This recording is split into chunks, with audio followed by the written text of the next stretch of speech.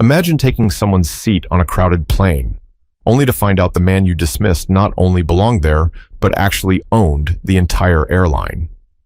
Airports bring out every side of people, their impatience, their stress, their entitlement, and sometimes their absolute worst behavior.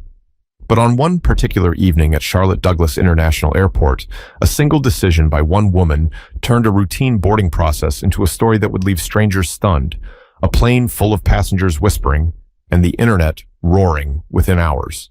It began with Colleen Strafford, a 49-year-old consultant from Dallas.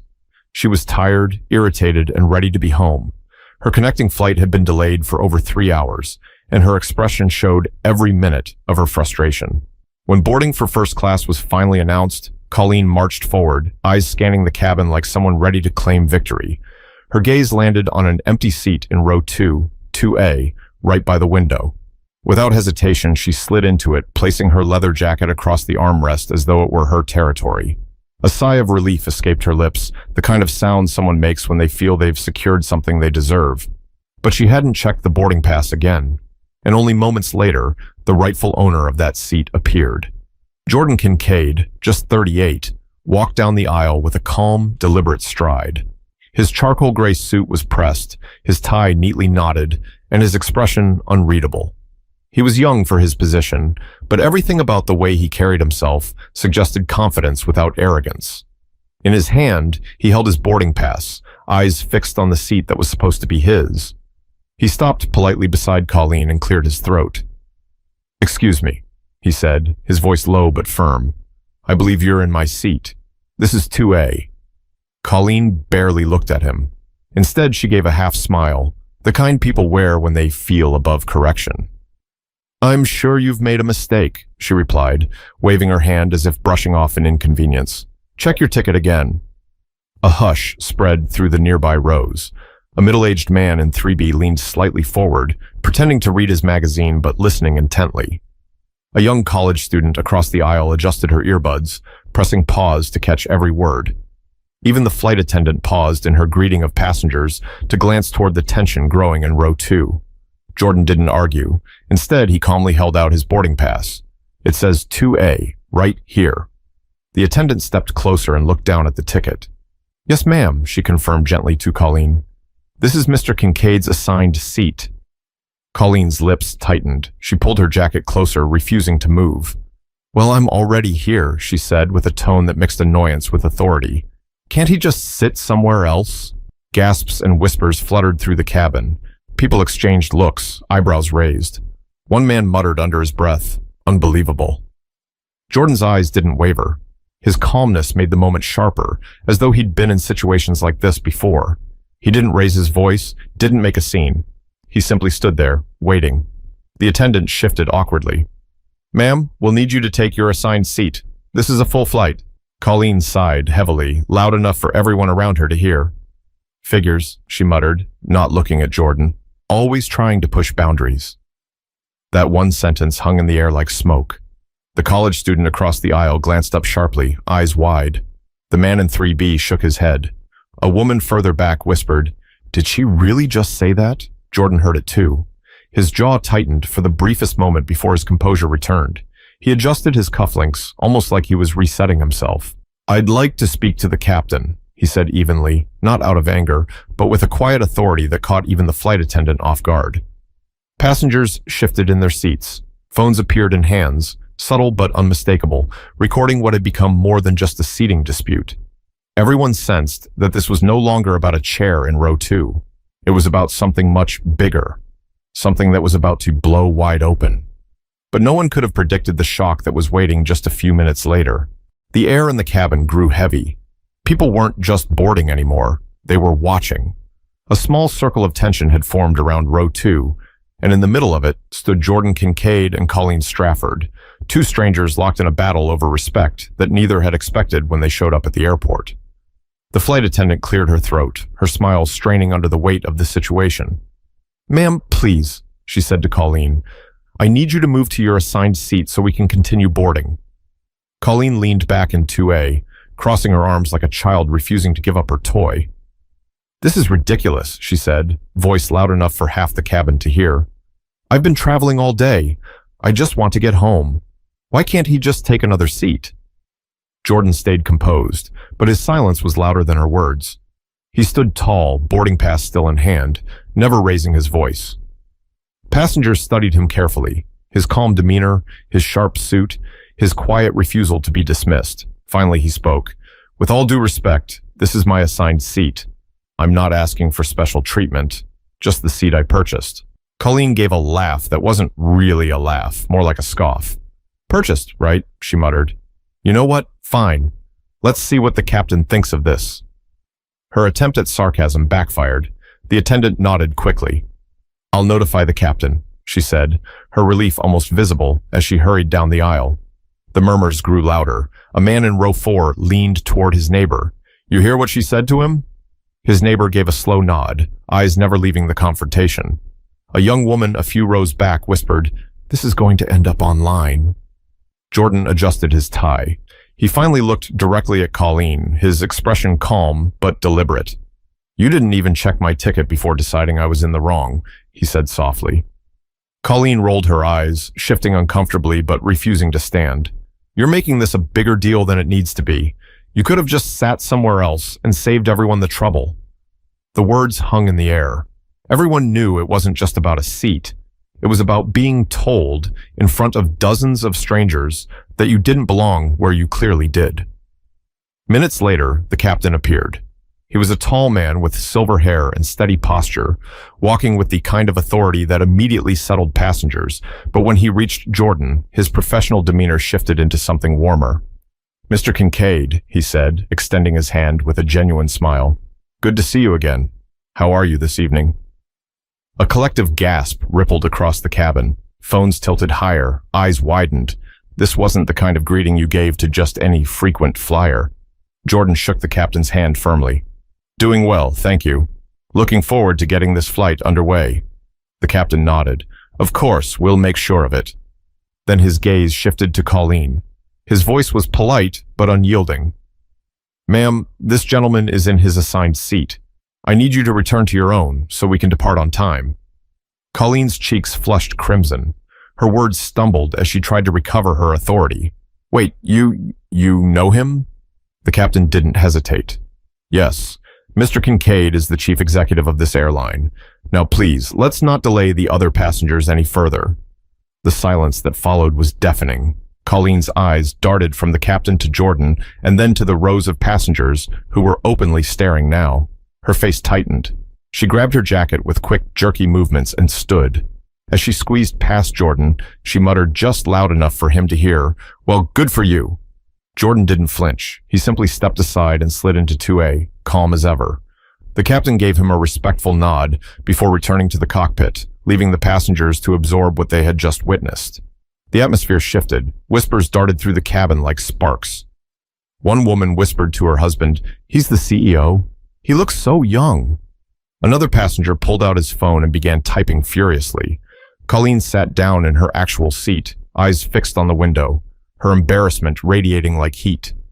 The defiance that once marked her posture had melted into quiet humiliation. Jordan leaned back in his seat, closing his eyes briefly. He didn't gloat. He didn't even acknowledge the stares. His silence said everything. It wasn't about proving himself right. It was about letting the truth stand on its own. But the story wasn't finished yet, because the moment passengers began sharing what they'd seen, the incident was about to leave the cabin and hit the world outside. The plane hadn't even taken off yet, and already the story of row 2 was traveling faster than any aircraft ever could. Passengers sat taller in their seats, stealing glances at Colleen Strafford, who now looked like she wanted to vanish into the upholstery. Her face was rigid, her hands tight around the strap of her purse. She hadn't expected the entire cabin to hear her muttered words, or for them to sting quite so sharply in the ears of strangers. Across the aisle, a college student named Tyler Mendez whispered into his phone, his voice barely above a breath. I'm telling you, this lady tried to steal his seat and then said some messed up stuff. And he's the CEO. I'll send you the video. He angled his phone down, pretending to scroll, but he was recording. 2 rows back, a middle-aged couple exchanged quiet looks. The wife leaned toward her husband and murmured, I can't believe she said that right in front of him. The husband shook his head, eyes narrowing toward Colleen. Meanwhile, Jordan Kincaid sat in his rightful seat, the very picture of composure. He fastened his belt, opened the airline's magazine, and flipped a page as though nothing had happened. But the passengers saw it differently. His calmness wasn't ordinary. It was deliberate, the kind of stillness that spoke louder than an outburst ever could. Colleen, however, couldn't sit in silence for long. Her voice cut through the cabin in a low but sharp tone. "People are acting like I committed a crime. I was just tired and sat down. That's all." Jordan turned his head slowly toward her. His voice carried just enough weight to be heard by everyone nearby. "What you said after mattered more than the seat." The words landed heavily. Several passengers froze mid-motion, ears tuned in like radios. Colleen's eyes flicked toward him, but she didn't meet his gaze. "You're making it sound like I said something terrible. I didn't mean anything by it." Jordan didn't raise his tone. He didn't need to. "Intent doesn't erase impact," he replied evenly. "When you assume someone doesn't belong, that's not just about a seat on a plane. That's about something bigger." The silence after his words was piercing. People shifted uncomfortably. A man in 3B muttered, "He's right," under his breath. Colleen bristled. "Oh, so now I'm some kind of villain because I was tired and frustrated?" Her words trembled on the edge of defensiveness, but she couldn't quite disguise the shame underneath. Jordan looked at her calmly. "No one said you're a villain, but sometimes a moment like this makes us face the parts of ourselves we don't like to admit are there." That was it, the line that cut through the cabin like a blade. Even those who hadn't heard Colleen's original mutter now understood. And it wasn't just her who felt the weight of it. It was everyone who'd ever made a snap judgment, everyone who'd ever let frustration disguise prejudice. Phones captured every second. Some passengers typed furiously into notes apps, others whispered commentary to their seatmates. The story wasn't staying inside this plane. Colleen shifted uncomfortably in her seat, finally snapping back with a weak defense. "Look, you don't know me. You don't know what kind of person I am." Jordan's eyes softened, not with sympathy, but with something steadier. "You're right. I don't. But in this moment, what you said spoke louder than who you say you are." The attendant returned, quietly checking overhead bins, her posture stiff as though she, too, felt the weight of the exchange.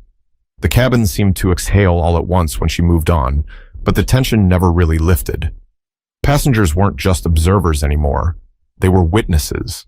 They knew this wasn't about a boarding dispute. It had become a snapshot of the world, playing out in real time in row 2. Colleen's eyes darted around, searching for allies, but no one met her gaze. She turned to the window, lips pressed tight, her reflection staring back at her with the same disapproval she saw in the faces around her. Jordan went back to his magazine, flipping another page with deliberate calm. It wasn't about winning. It was about not letting her words define him. And yet, in a strange way, his restraint only magnified the weight of her misstep. The plane eventually filled, the overhead bins closed, the safety instructions began, but no one was paying attention to the usual announcements. Their thoughts lingered on what they'd just seen, on what they'd just heard. But the cabin didn't know yet that the real impact wouldn't come from inside this plane. It was waiting for them on the ground, once the world outside saw the footage.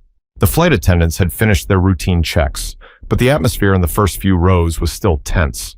Everyone's eyes flickered between Colleen Strafford, stiff in her seat with her arms folded tight, and Jordan Kincaid, relaxed yet unreadable, flipping through the safety card as though nothing had happened. But then the moment that sealed everything arrived. The captain himself emerged from the cockpit, walking down the aisle with the kind of presence that silenced every whisper. His hat tucked neatly under his arm. His steps were steady, deliberate. He wasn't coming to reprimand anyone. He was coming to speak to someone very specific. Passengers leaned into the aisle, their curiosity spilling over. The phones that had been lowered for takeoff came back up, angled carefully so as not to be obvious. Everyone knew something was about to happen. "Mr. Kincaid," the captain said warmly as he stopped at row 2. His voice was clear, carrying just enough for the surrounding passengers to hear. He extended his hand without hesitation. "Always a pleasure to have you on board. How are you tonight?" Gasps and whispers rippled through the rows. Some mouths literally dropped open. This wasn't how pilots greeted passengers, not even frequent flyers. This was different. This was personal. Jordan reached out, shook his hand firmly, and allowed the faintest smile. "Good evening, Captain. I'm well, thank you. Appreciate you checking in." The captain nodded, his respect obvious. "Of course. We'll make sure you're comfortable. If there's anything you need, let us know." Colleen's face drained of color. Her eyes widened as she looked between the captain and Jordan, disbelief settling in her expression. She stammered before she could catch herself. "Wait, hold on. You know him?" The captain turned his gaze to her, polite but firm. "Yes, ma'am. This is Mr. Jordan Kincaid, our chief executive officer." The sentence hit the cabin like thunder. A young man in row 5 whispered, "No way." A woman clutched her husband's arm. Across the aisle, Tyler Mendez's phone shook slightly as he tried to keep recording without laughing from sheer shock. Colleen's mouth opened and closed like she wanted to argue, but no words formed. Her face went red, then pale, then red again. She pulled her jacket tighter across her lap, her hands fumbling as though clinging to any sense of control. The captain, however, wasn't lingering. He gave Jordan a final nod. "We'll make sure this flight runs smoothly. Welcome back, sir." Then he turned and made his way back to the cockpit, leaving a trail of hushed awe behind him. Colleen whispered, half to herself, half to anyone who would listen. "CEO? He's the CEO?" Jordan finally looked her way again. His voice was calm, almost gentle. "You didn't think I belonged here. But not only do I belong, I built the very thing you're sitting in right now." It wasn't loud, it wasn't angry, but it was devastating. The truth carried its own weight. Several passengers exchanged glances that said everything without words. The moment she had dismissed him, the moment she muttered under her breath, had just boomeranged back with a vengeance.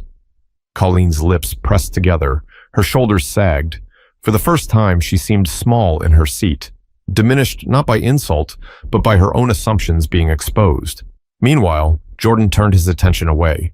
He pulled a notepad from his bag and began scribbling a few lines as though preparing for work even before takeoff. His indifference to her discomfort only magnified the humiliation, because he didn't need to argue. The truth had already done the work for him. Behind them, passengers whispered in rapid bursts. "He's so young to be a CEO. I read about him last year. Forbes did a feature." "She really tried to take his seat?" "Oh, it's going online. No way this stays here." Tyler couldn't resist anymore. He texted the clip to his friend with the caption, "The woman who picked the wrong fight at 30,000 feet. Wait till you see this." Jordan didn't care. He wasn't performing for anyone. He had faced worse before. But for the people around him, it was unforgettable. The captain's respect, the truth revealed in a single sentence. The reality that everything they had just seen was not just awkward, but historic. Colleen sat rigid, staring out the window, pretending the sky beyond could swallow her whole. But there was no hiding. Everyone had seen. Everyone had heard. But the humiliation in that cabin was just the beginning, because the world outside was waiting, and within hours, millions would witness the exact same scene. The captain's return to the cockpit didn't erase what had just happened. It cemented it. The truth was out, and now the energy in the cabin had shifted. Boarding wrapped up quickly, but no one was talking about seatbelts or tray tables anymore. They were talking about Jordan Kincaid. Colleen Strafford sat in her real seat now, a few rows back, her body turned stiffly toward the window. She avoided eye contact, but her humiliation was impossible to hide. Her face flushed, her breathing shallow, and every so often her eyes darted toward Jordan in row 2, as if trying to gauge whether he was looking at her. He wasn't. Jordan leaned back, headphones resting loosely around his neck, his notepad still open. His composure was unnerving in its own way. Where another person might have gloated or shot smug glances, Jordan was focused, as though this incident had barely registered in his world. That calmness said more than a victory speech ever could. Still, the cabin was alive with hushed voices. The young woman across the aisle whispered to her neighbor, "I mean, did you see her face when she found out? Priceless." Her neighbor nodded. "I almost felt bad for her. Almost." A man in business attire leaned toward his colleague in the row behind. "Kincaid, huh? That's the guy who bought Mid-Atlantic Airways a few years ago, right? Youngest airline CEO in the country." His colleague gave a low whistle, and she told him to sit somewhere else. Unreal. Phones were out again, though discreetly this time. Text messages flew through the cabin. You won't believe what I just saw, one read. Lady tried to steal CEO's seat. Whole thing blew up. Jordan, sensing the stares, finally slipped off his headphones and glanced down the aisle. His voice carried enough to be heard by those in the first few rows, but it wasn't confrontational. It was measured, almost reflective. Everyone here just wants to get home, he said. That includes me. I'd appreciate it if we could let the matter rest and have a peaceful flight. The tone was so even, so deliberately calm, that it quieted the whispers almost instantly. It wasn't a demand, it was a reminder, and it worked. But Colleen couldn't stay silent. Her pride still smoldered, and though she knew every eye was on her, she leaned forward in her seat and called out toward him. You think you're better than everyone just because you run this place? The words made heads turn again. The flight attendants exchanged nervous glances, unsure if they should intervene. Jordan looked back over his shoulder, his expression steady. No, he said simply, but I don't think anyone's better than anyone else either, and that's the difference. That single line landed harder than any argument could have.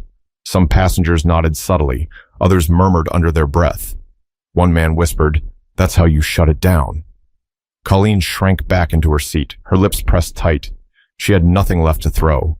Every attempt to reclaim her pride only exposed her further. As the plane finally taxied down the runway, the tension began to shift into something else. Reflection. Passengers replayed the scene in their heads. Some felt uncomfortable at how easily they had believed Colleen's authority at first. Others admired Jordan's restraint, his ability to let dignity do the talking. The flight attendant closest to row 2 approached quietly, crouching slightly beside Jordan's seat. "Sir, I just wanted to apologize for the trouble earlier," she whispered. Jordan gave her a small smile. "Not necessary. You handled it professionally. These things happen." Her relief was visible. "Thank you," she said, straightening and moving on. That was the difference. Where Colleen had tried to exert control through dismissal and assumption, Jordan exerted it through grace and composure, and the passengers felt it. They felt the contrast between arrogance and dignity play out in real time. For the rest of the flight, Colleen stayed silent, her eyes glued to the dark window outside. Jordan, on the other hand, returned to his notepad, writing ideas that no one could see.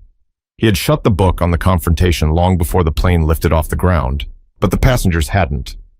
They knew the story wasn't going to stay locked inside this aircraft. They knew the second wheels touched the tarmac, the world outside would be waiting for it. But what they didn't realize yet was just how quickly the footage, the whispers, and the details would explode beyond the cabin walls, spreading like wildfire across the internet. By the time the plane landed in Dallas, row 2 had become more than a memory. It had become content. The quiet glow of phone screens lit up the cabin before the wheels even touched the ground. Clips were trimmed, captions written, and hashtags added. The passengers didn't just witness the clash between Colleen Strafford and Jordan Kincaid. They carried it with them into the digital world. Tyler Mendez, the college student who had filmed the clearest video, uploaded it within minutes of landing. The caption was blunt. "Woman takes man's seat in first class, finds out he owns the airline." It was 15 seconds long, shaky but clear enough to show Colleen insisting Jordan sit somewhere else, and the captain's respectful handshake moments later. By the time Tyler grabbed his bag from the overhead bin, the post already had hundreds of likes. By the time he reached baggage claim, it had thousands. By the time he got into his Uber, it was climbing past 100,000 views. News outlets picked it up next. A local Dallas station aired it with the headline, "Airline CEO faces seat showdown with passenger." Then bigger outlets followed. By morning, it was on national broadcasts, framed not just as an awkward in-flight spat, but as a story about assumptions, bias, and humiliation playing out in the most public way possible. Social media, of course, had its field day. Comments poured in beneath the viral video. "She really told the CEO to sit somewhere else? The audacity. This is why you treat everyone with respect. You never know who you're talking to. I don't even care that he's the CEO." That calm clapback was legendary. Imagine being her right now. "I'd never show my face again." Memes surfaced before sunrise. Screenshots of Colleen's shocked expression were paired with captions like, "When you realize the man you dismissed signs your pilot's paycheck." Another meme read, She thought he didn't belong in 2A. Turns out he owns row 1 through 40. Jordan Kincaid's name began trending by breakfast. People shared articles about his rise in the aviation industry, about how he'd taken over Mid-Atlantic Airways at 34 and reshaped it into one of the fastest-growing regional carriers in the U.S. Suddenly, the story wasn't just about a humiliating moment on a plane. It was a reflection of his success, his youth, and the grace with which he had handled an insult that could have turned ugly. Colleen Strafford's name didn't trend at first, but the internet is rarely merciful. Before long, someone connected her face to her LinkedIn profile, and the comments turned ruthless. Some called for her resignation from her consulting firm. Others wrote think pieces about entitlement and corporate travel. She deleted her social media accounts within hours, but screenshots ensured nothing truly disappeared. Meanwhile, Jordan said nothing publicly. No interviews, no tweets, no press releases. His silence only fueled the fascination. While people debated what Colleen had meant by her muttered comment, while they dissected every second of her defiance, Jordan kept to his business. That choice, his refusal to cash in on the moment, only amplified the respect he earned online. At airports the next day, passengers whispered his name. Gate agents glanced up from their monitors, wondering if he might walk by. People admired his ability to maintain dignity in the face of a situation where many would have exploded. On talk shows, hosts debated the morale of the story. One commentator said, "This wasn't just about a seat. It was about assumptions people carry with them." She saw him, dismissed him, and then the truth made her look smaller than she ever intended. Another chimed in, "And the irony is, if she'd treated him with respect from the start, no one would even know her name right now." For ordinary people watching the video, the story struck deeper than just gossip. They thought of moments when they'd been underestimated. They thought of times when they'd misjudged someone else. The clip became less about travel and more about human behavior, how pride, bias, and arrogance could collapse in seconds under the weight of truth. And still, Jordan never spoke. He didn't need to. The world had already decided what it saw in him: composure, confidence, and quiet strength. But behind the viral headlines and internet jokes, there was still one more layer waiting: the reflection. Because this wasn't just about Colleen's humiliation or Jordan's dignity, it was about what it meant for everyone watching, including us. By the time the story had been picked apart on morning talk shows, shared across countless feeds, and debated in offices, Jordan Kincaid was already moving on with his day. He had a meeting scheduled downtown, a presentation to prepare, and no time to scroll through the noise. But the passengers who had been on that flight and the millions who had watched the video couldn't stop thinking about it. For Jordan, it wasn't about going viral. It wasn't about becoming a trending topic or watching someone else's embarrassment play out for the world to see. He had dealt with enough in his 38 years to know that chasing validation was pointless. What mattered was the choice he had made in that moment: to meet arrogance with composure and prejudice with calm truth. Later that evening, while walking through Dallas Love Field Airport to catch another flight, a man in his 40s stopped him. "Mr. Kincaid," he said nervously, extending his hand, "I just wanted to say, I saw the video. The way you handled yourself? That was something else. My teenage son showed it to me. We talked about it at dinner last night." Jordan shook his hand firmly. "Thank you. I'm glad it sparked a conversation. That's more important than the video itself." The man nodded, almost relieved. "It did. My son asked me if I'd ever assumed someone didn't belong somewhere, and I had to be honest. I have. It was uncomfortable to admit, but necessary." Jordan smiled faintly before continuing on. That was the part no one online could measure: the private reflections, the awkward but honest talks happening in households across the country because of one 15-second clip. Colleen Strafford, meanwhile, had retreated into silence. She issued no statements, gave no interviews. Her name was dragged through headlines she never wanted, her face plastered across memes she couldn't escape. But in her quiet, she also had to confront the reality of what had happened, not just the humiliation, but the truth of what her words revealed. On the other side of the debate, people discussed whether her life should be ruined over a moment. Some argued she deserved the backlash. Others said everyone makes mistakes, and maybe this one was her chance to learn. What lingered, though, was the undeniable lesson: respect isn't optional. It's not something you hand out based on what you think someone looks like, how they dress, or where you imagine they belong. Because sooner or later, the truth cuts through. Jordan didn't need to prove his worth to Colleen or to anyone on that plane. His career had already spoken for itself. But in that moment, he gave the rest of the world a reminder. Your words have weight, even when you whisper them under your breath. And sometimes, the smallest sentence reveals the biggest cracks in a person's character. Weeks later, the video still circulated, but the tone began to shift. Less focus on Colleen's humiliation, more focus on Jordan's restraint. Leadership blogs dissected his reaction. Universities used the clip in lectures about bias and dignity. One professor in Phoenix told his students, "Notice how he didn't shout, didn't retaliate.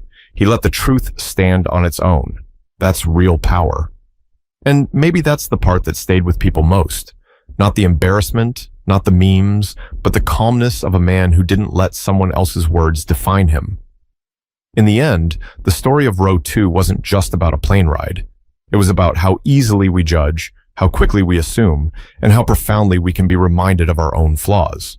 For some, it was just a viral clip. For others, it was a mirror. If you've stayed with me this far, here's the takeaway. Never underestimate the power of treating people with respect, whether they're a stranger in line at the airport, the person sitting beside you on a plane, or the CEO of the airline itself. You never know who you're speaking to, but more importantly, you never know what your words will reveal about you. So the next time frustration tempts you to snap, or pride tempts you to dismiss someone, pause. Think. Choose dignity. Because stories like this remind us that seats, titles, and positions don't define who deserves respect. Character does. Thank you for listening to this story. If you want more true-to-life stories that make you think, make sure to subscribe and stay tuned for the next one.